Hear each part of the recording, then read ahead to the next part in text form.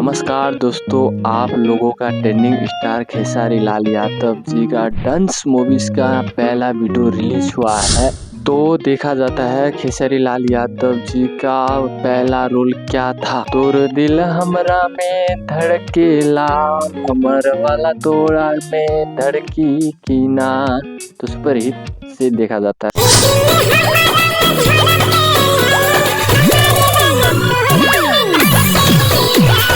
कृष्ण वेदर्दी ने इस गाने को लिखा है। क्या मस्त टाइटल लिखा है, क्या सुपर हिट मतलब सॉन्ग लिखा है। खेसारी लाल यादव जी ने खुद गाया, पूरा अच्छा लगा है, फैंस सबको खूब पसंद लगा ये सॉन्ग खेसारी लाल यादव जी का। लेकिन बात करें कि इस गाने ने रिलीज होने के साथ ही यूट्यूब पर धमाल मचा दिया है, और जितना शानदार खेसारी लाल यादव जी का ये गाना है, उतना ही शानदार खेसारी लाल यादव जी का डांस स्टेप है आप लोगों के लिए, जो फैंस सबको खूब पसंद आ रहा है। खेसारी लाल यादव जी का डांस मूवीज का पहला वीडियो जो देखा जाता है कि खेसारी लाल यादव जी आप लोगों के लिए नया करने के लिए जाने जाते हैं। हमारे खेसारी लाल यादव जी आप लोगों के लिए super hit star, trending star Khesari Lal Yadav ji आप